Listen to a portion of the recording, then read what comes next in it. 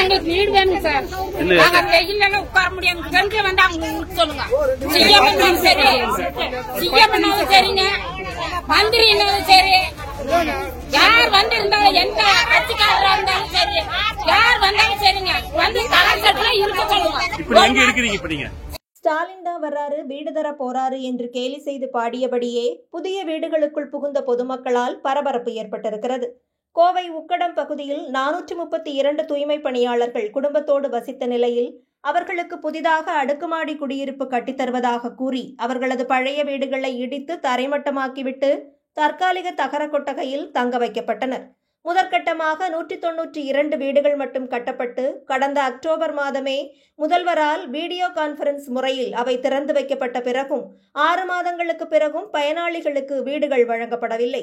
கட்சியினர் சிலர் கொடுக்கும் அழுத்தத்தால் ஏற்கனவே வீடு இருப்பவர்களுக்கு இன்னொரு வீடு வாங்க முயற்சிகள் நடக்கிறது என்றும் தகர கொட்டகையில் வசிக்கும் தங்களுக்கு புதிய வீடுகள் வழங்கப்படவில்லை என்றும் கூறி பொதுமக்கள் ஸ்டாலின் தான் வர்றாரு, வீடு தர போறாரு என்று பாடியபடியே புதிய அடுக்குமாடி குடியிருப்பில் ஆளுக்கு ஒரு வீட்டை திறந்து புகுந்ததால் பரபரப்பு ஏற்பட்டிருக்கிறது.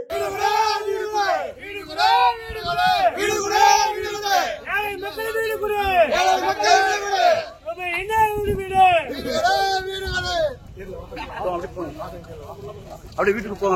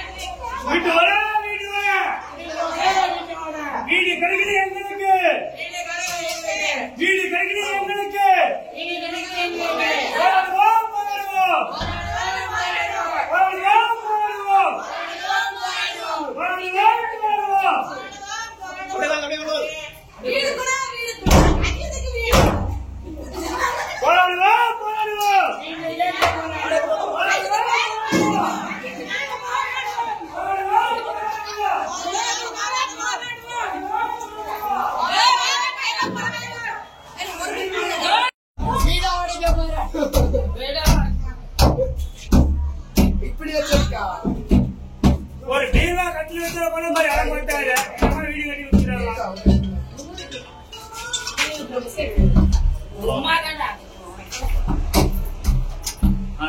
ஸ்டாலின் வந்தாரு, கூட்டையை சொன்னாரு, மக்களுக்கு முடிவு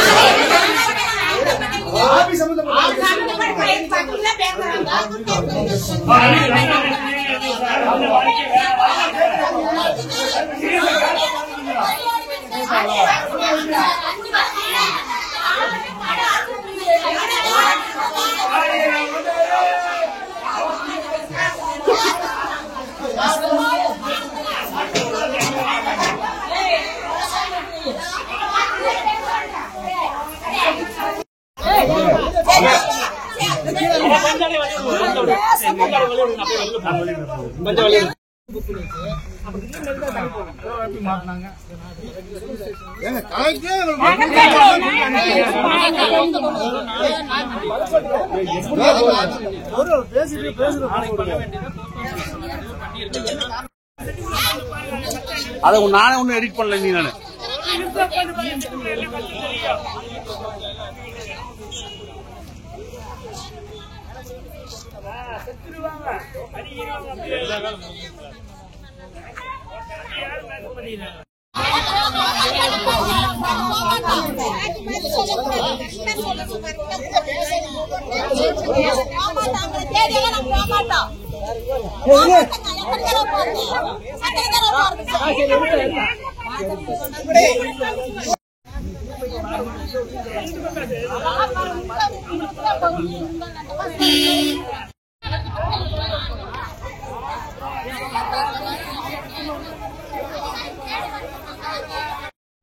எங்களுக்கு வீடு வேணும் சார்.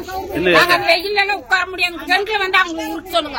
சிஎம் சரி, சிஎம் சரிங்க, மந்திரி சரி, யார் வந்து இருந்தாலும் எந்த கட்சிக்காரரா இருந்தாலும் சரி, யார் வந்தாலும் சரிங்க, வந்து தலைச்சட்டுல இருக்க சொல்லுங்க. இப்ப எங்க இருக்கிறீங்க? இப்ப நீங்க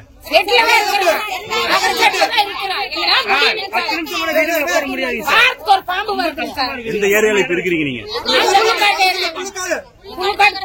சரி. ஒரு பாம்பு வருதுங்க. சாக்கடை வசதி இல்லைங்க, கக்கூஸ் வசதி இல்லைங்க, வீடு வசதி இல்லைங்க, தண்ணி வசதி இல்லைங்க, ஒண்ணுமே இல்லாம எப்படிங்க மக்கள் இருப்பாங்க? மழை வந்தாலும் மழை வந்தா தண்ணி மூணு ஊத்திட்டு அங்கேயே உட்காந்துருக்கோம். 5 வருஷமா 5 வருஷமா தரேன் தரேன் தரேன்னு என்ன வந்திருக்கீங்க? கோபம் வராது என்னது. ஆனா இவங்க என்ன தள்ளி போடுங்க அப்படிங்கிறாங்க.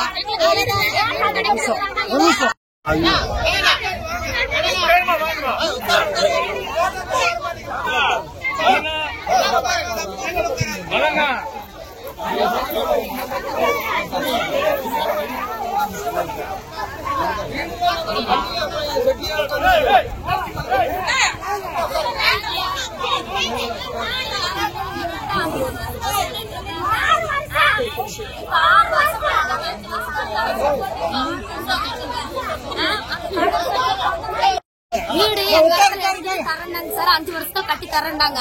இப்ப என்ன ஆச்சுங்கன்னா 6 வருஷமே ஆயிடுச்சுங்க. இப்ப எங்கால 30 வருஷம் அந்த தகர சீசன் உட்காந்து போயிட்டாங்க.